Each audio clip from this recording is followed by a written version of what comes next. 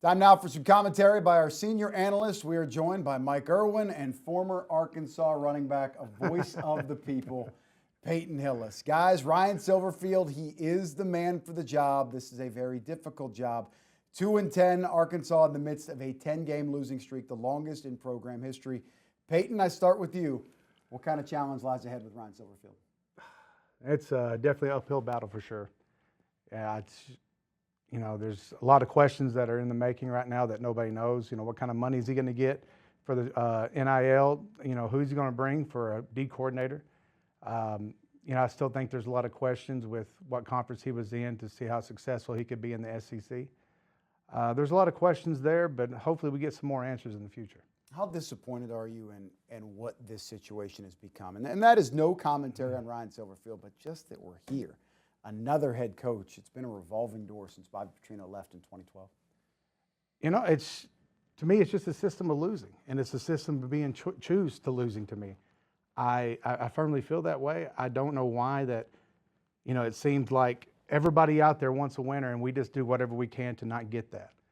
And we'll always settle for somebody coming up through the ranks to see if they can have a, proven or winning record there in the SEC. I really feel for the Razorback fans. And like you said, it's nothing against Silverfield. I hope he comes here and does great. But from what it looks like right now, I just feel like it's a bad mistake. Mike, there is a lot of positive commentary out there on Ryan Silverfield. Some former guys that were connected to him, former Razorbacks, Travis Swanson, Bray Cook. They speak very highly of this guy. Those are two former linemen that really did some big things here. Why is Ryan Silverfield the right hire right now? Well, because the people that have worked with him, players that have worked with him, talk about the things that you generally get from players, which is he's very thorough. When you do drills with this guy, he doesn't let you slack off. Going all the way back to high school, the best coach I ever had was a guy that would not let you do a bad rep. If you were going through a series of drills, I don't care if there was 8 guys lined up. If you went out and did it wrong, you came back and you kept doing it until you did it right. So they say he's very detailed oriented like that. And then, of course, the school points out that he has all, he went to a bowl game all 6 years that he's been there. He's won 66% of his games. Over the last 3 years, he's had 2 10-win seasons, got one of the top winning percentages in the country over the last 3 years. So people point that out. But then there are people that also point out that he's never won a championship there. And when he plays in big games, he tends to lose big games. And around here, they want to win big games. The hero you need, not always the hero you want. There were some delusions out there about maybe Matt Campbell, Alex Golish, Eric Morris, James Franklin. The list goes on and on and on. Mike, in short order, this guy has a lot of selling to do. How does he sell the Arkansas fan base, generate some excitement? Because I was in that building on Saturday. That was a rough-looking crowd. Okay, he's got to go out and meet people. If I were him, the players get this NIL money anyway for some stuff they do. I'd take 3 or 4 of these guys. I'd go out to businesses. I would meet with people. I'd have a camera with me. You need to use the internet like Eric Musselman did. He always had a guy around him every time he did something. So it's on the internet. So yeah, here's Eric Musselman playing pickup basketball with some frat guys on campus. Here's Eric Musselman down at this restaurant, and he's shooting free throws because they got a goal set up, just stuff like that. That kind of, there may be 500,000 people or 600,000 living in this area, but this is a rural area at heart. People are just country around here. And country people like you to be friendly. They want to feel like you like them and they like you. And let's talk here. Let's don't walk around and ignore people. So that's part of what he has to do. Peyton, as a former player, take me inside that locker room. What's that first team meeting like? What's spring practice like?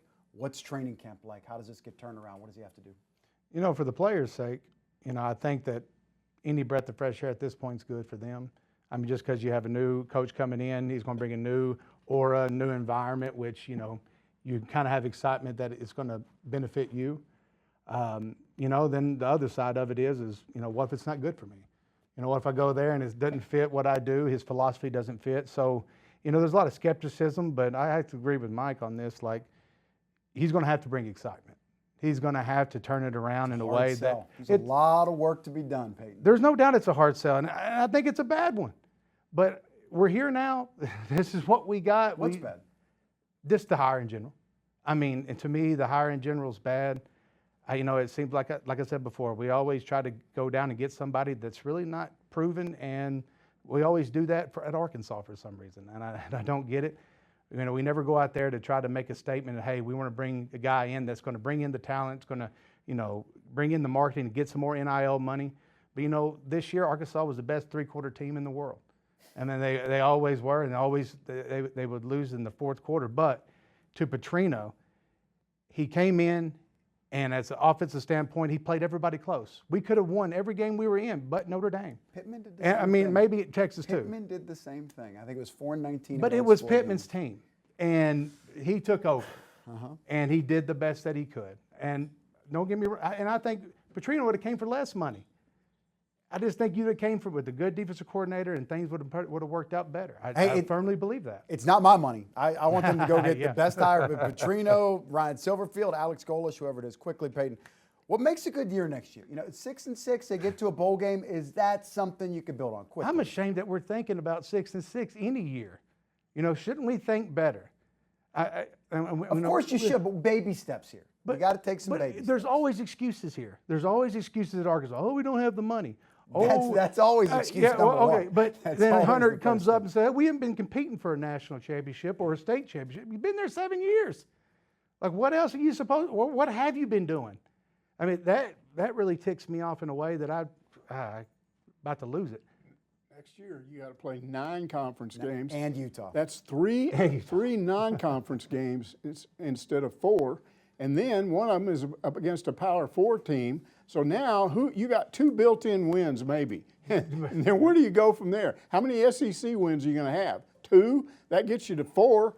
I don't know. I think 4 to 5 wins might be a ceiling for next year. No offense, it's bad. but why do you think we haven't won an SEC game in how long? That we can even win 2 Mississippi next State year. last don't October. know. Last time they won a conference. We won 1 last year, right? No, they won 2 or 3. Really? Okay. Yeah. I got my They won 2, I think. Maybe 3. They beat Mississippi State, and there was another team in there. I wasn't here, so Okay. as the kids say, I wasn't here. It didn't happen. The thing what I'm trying to get to is that's really optimistic to me. Bringing in a new guy, don't really know what you're going to get. With the talent that I already have now, it's a mountain climb from here on out. Auburn, they beat Mississippi State. Auburn, I think there was Beat one. Florida, remember? Florida as well last year. Yeah. All right. So they were getting it. Whatever it was, they won a couple. It wasn't good enough. I know you love Arkansas. We cannot ignore the elephant in the room here. There's a big portion of the fan base that's not happy. Why are they so mad? They feel like they get left behind. They feel like their voice doesn't matter.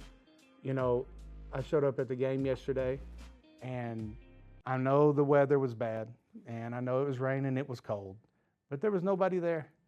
Nobody there to root on the Razorbacks, and it was a shame. They don't have a lot to cheer for, in fairness. Well, I'm glad they came out for the seniors. But why is that? Because why do we not have a lot to cheer for? Because they're losing. Why are we losing? Because there's been some type of disconnect between what it takes to win in modern college football and what Arkansas is doing. Or that's the plain and simple of it. For 7 years, we have a athletic director that hasn't put forth his best foot to get the right guys in the right places. He's raising money. Got Cal here. You think he's doing a below average job? You think he brought Cal your opinion. here? You think he brought Cal here? I think let's be honest. I think he was told Cal wants the job. You're hiring him. Yes. Okay, so that's not him bringing him here then. That's him being told, hey, he's coming. He's still in charge of it. But yes, I get it. But, go ahead, sorry. Mike, how should Ryan Silverfield feel about what he's seeing online here? It was a small protest, but granted, online, there's some noise out there. He's walking into what feels like a little bit of a difficult situation. Well, there's nothing you can do about it. I would be uncomfortable if I were him. But then I would say to myself, I got to do something to convince these people that they're wrong about me. So hopefully it will motivate him. Because I've done this for 50 years. I've never seen a protest over a new hire. Now, no matter how big or small. Maybe there was only 20 kids out there, but it was 20 degrees. And they were motivated enough to go out there and protest. And I've never seen that before. So he's got to overcome that. And that's not something you take lightly. Mm-hmm. And I hope he doesn't try to just ignore it and act like it's not there, because it is there. Mike, what's your intel on what went wrong in this college football search? Because to me, it feels like James Franklin, really strong target. Alex Golish, I can't tell anybody that there was an offer in place, but I do know there was a lot of interest It feels like Arkansas got to its third or fourth choice. How did that happen? That's why a lot of people are mad, because they know they went after Franklin first. That didn't work out. Then who's next? It's hard to say. It might have been Morris at North Texas. It might have been Matt Campbell at Iowa State. But all along, what I kept hearing was that Silverfield was way down there on the list, that Golish would even be before that. And then Womack comes into the picture. And a lot of fans like that idea because of his ties to Arkansas, played here. His dad was the defensive coordinator here. He loves it here. He wanted to come back. They watched some of what Alabama did and liked his defense and all that. And I thought that was it. And then all of a sudden that talk stopped, and it started going to Golish. And then we all know now that wasn't going to happen. Arkansas was his backup plan. And the minute he got another offer, which in this case was Auburn, he's gone. So now I'm thinking, okay, it's Womack. Get up this Sunday morning and find out, no, it's Silverman. Silverfield, yeah. Silverfield, Silverman, Silverfish. I still have trouble with that. Peyton, you're really passionate about Hunter Yurchek. We heard you talking about it a little bit earlier, that hey, it's a little disappointing to what the football team has become. And yes, that's a reflection of head coach. That's a reflection to the athletic director too. He got up there in front of the Little Rock Touchdown Club. That is a glorified pep rally. That's what that is. There's donors in there, there's fans, there's alumni, all of it. He said, we don't have the resources to compete for a national championship. Will they have it under Ryan Silverfield? I don't see why they would. I mean, I don't know what has changed for people. Part of the reasoning behind firing Sam Pittman was, well, we can't quite get behind him. Let's bring in somebody new, a voice that people can get behind.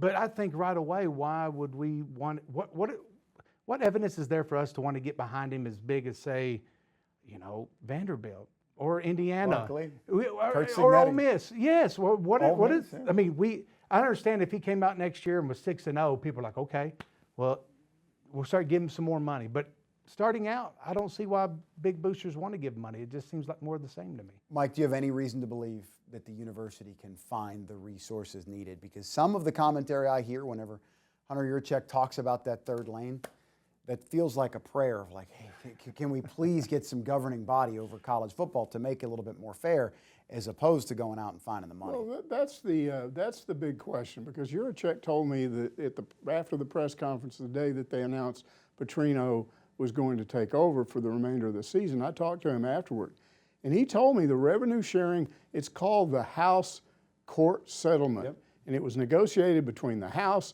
a federal judge, and this Power 4 committee of ADs, and they were going to take over this thing, and what they were going to do is they were going to say, okay, play for pay will be done through the schools. That is, you can raise your own money, but there has to be a cap on it. $20.5 million. And Yurchek told me they have not enforced, that went into effect last July 1st, but he said they really haven't enforced it until now. He said they're going to start enforcing it early January when this portal thing opens up, and he said then it's going to be about a cap, and you're not going to be able to go and just outspend people because you got more money. But I've had people tell me that's baloney.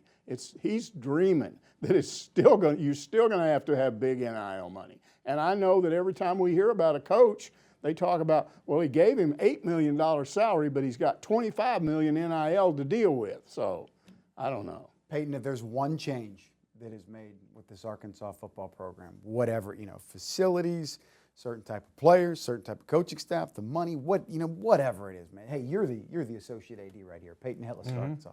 What change you making? Well, it can't be a head coach now, so it had to be NIL money. Sure. It had to be NIL money. I mean, honestly. Would you rather have a big-time NIL budget or a big-time coach? I think Why can't you have both? Well, that's what I've been saying this whole time. But at the same time, you look at Vanderbilt, like I said, Vanderbilt, Ole Miss, Indiana, they just got a great head coach first.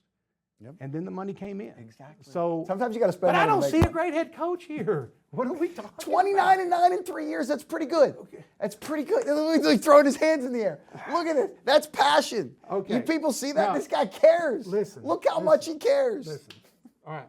Memphis beat Arkansas this year, correct? They did. On a fluke. They did. On a fluke. It was a fluke. On a fluke. Still won the game. How many SEC games did Arkansas win this year? Zippo. Okay. So that shows how great Memphis was last year. in a conference where they should beat the teams they should beat. They were 4-4. And they lost to a lot of teams this year that they shouldn't have lost to. UAB. And I love Alex Mortensen. You know what I mean? I would never talk bad. Yes. He didn't have much luck. No. Maybe he could be the offensive coordinator here. Who knows? Alex Mortensen could be. Call him up, Peyton. I mean, Alex is a great guy. And I mean, I don't think he's there yet. I mean, I think he will be. I mean, he's worked really hard for a lot of organizations here over the past years. But I'm just saying, Memphis goes to UAB. They were on a college football playoff run. They were there. They had to beat UAB and I think play Tulane or something afterwards, and they lost. And when the big games happened, they lost, and that worries me. I'm not saying they can't change. I'm not saying they can't come here and have a big winning program, but I just don't see it at this point. Mike, the number one change you got to make. First year, I don't know. Second year, if you win, I'm all over it. Yeah, but right. This year, man, I'm pretty skeptical. Yeah, no doubt, no doubt. You think we'll get to a bowl game next year? No. It's so hard to tell, right? I mean, we're going to, guys, get ready. A whole new coaching staff. You know, you're talking 1 or 2 coaches retained. You're talking 40 new players. 9-win conference schedule Yeah. instead of 8. That reduces you to 3 non-conference games, and one of those has to be against a Power 4 school, so you got 2 maybe guaranteed wins. Where are you going to get your other wins from? Maybe you win, if you got lucky and won your Power 4 game, non-conference, and you won 1 or 2 non-conference games, you might get to 5, but you're not going to a bowl game. It can be done, and this guy is a winner. You can argue that, hey, well, why didn't they hire a Power 4 coach, or why didn't they have more money, or why did they strike out, or whatever. He's a winner. 50-25 at Memphis. I understand there's some frustration. Well, why didn't we get Alex Golesh, or why didn't we get James Franklin, or why didn't we get Matt Campbell, or why didn't Nick Saban and John Gruden, why didn't those guys want the job? Why didn't they hire Petrino? But Petrino's 20-30 since 2018. He was, okay, with our team this year, 20 look how competitive he at least He's was. 2-8 in Louisville. He's got a losing record as a head coach since he lost Lamar Jackson. Okay, that's a big loss. I got the facts. That's a big loss. You're talking about one of the greatest quarterbacks in the NFL right now. He loses him. That's a big deal. That is a big deal. Any program always starts with a head coach and a quarterback. Offensive coordinator here next year? I don't think it's. Oh my gosh! I think that's a 1% thing. But I would still say put him an offensive coordinator anywhere. Absolutely. I mean, he's one of the greatest. I mean, Irwin. yeah, right. Hey, Hey, I agree with Mike on that one. Look, bring up the picture. The guy's getting off the plane. Kane Womack is not coming to town. No. The guy, look, he's got the logo on. It is done. But you could have hired Womack, and if you could have got Petrino, but you like Alex Mortensen, that was the word. He was going to bring Alex with him as offensive coordinator. All right, we shall see. Won't happen. Mike Irwin, Peyton Hillis, breaking it down.